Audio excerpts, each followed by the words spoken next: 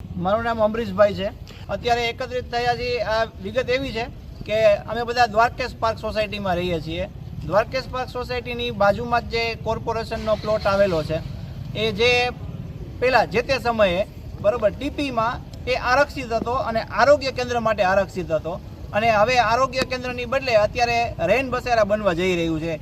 હવે અમને પૂરી પાકી માહિતી છે અને એના અનુસંધાને અમે બધા રજૂઆત માટે અને આના વિરોધ માટે બધા એકત્રિત થયા છીએ કે ભાઈ જે તે સમયે જે આરક્ષિત પ્લોટ હતો, આરક્ષિત હેતુ હતો, એ હેતુ ફેર કરીને અત્યારે રેન બસેરા બનવા જઈ રહ્યું છે।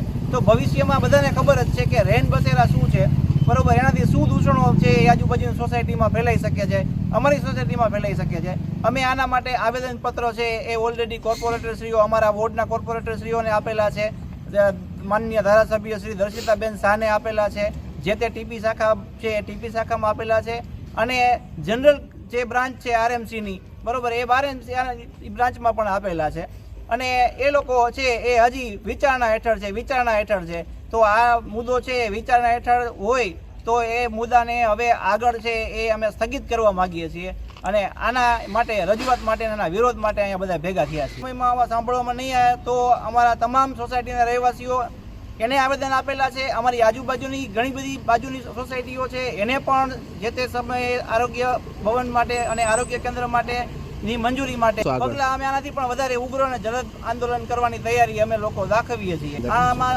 આશરે 300 જેવા મકાનો છે અને 1500 થી 2000 માણસો રહે છે અહીંયા આજુબાજુ। મારું નામ નયન દદાણીયા સાહેબ, અંબિકા ટાઉનશીપ વોર્ડ નંબર 11 માં રહેવાનું।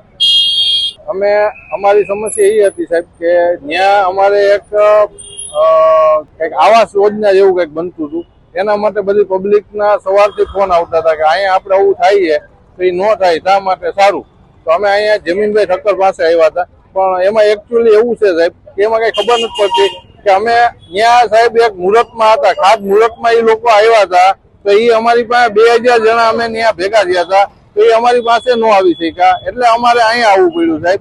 તો એ અમારાથી અડધા કિલોમીટર પણ છેટા નહોતા તો પણ એ અમારી પાસે ન આવી શક્યા। લોકોની કોઈ સમસ્યા સમજવા તૈયાર નથી, પણ આ સાહેબે અમારી સમસ્યા સાંભળી છે તો એના માટે અમે એને કહી દીધું છે કે અહીંયા કઈ થશે નહીં ને હવે વ્યવસ્થિત રીતે આપણે અહીંયા કરશું ગાર્ડન કેવું।